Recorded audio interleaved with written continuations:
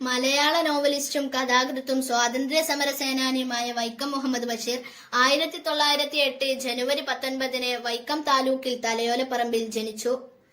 അബ്ദുൽ റഹ്മാൻ മുഹമ്മദ് ബഷീർ എന്നാണ് അദ്ദേഹത്തിന്റെ മുഴുവൻ പേര്. ബേപ്പൂർ സുൽത്താൻ എന്ന അപരനാമത്തിൽ അദ്ദേഹം അറിയപ്പെടുന്നു.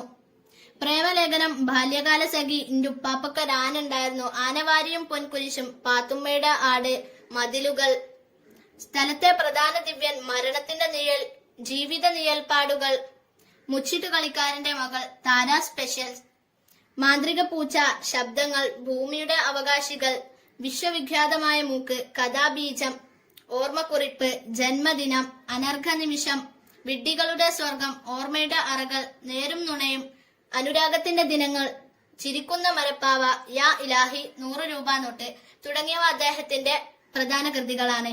32ഓളം കൃതികൾ അദ്ദേഹം രചിച്ചിട്ടുണ്ട്.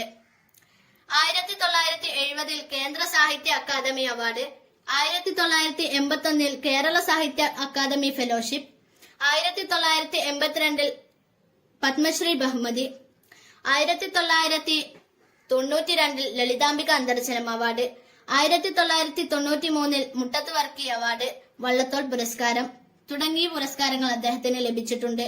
സ്വാതന്ത്ര്യ സമര സേനാനിക്കുള്ള താമ്രപത്രവും അദ്ദേഹത്തിന് ലഭിച്ചിട്ടുണ്ട്.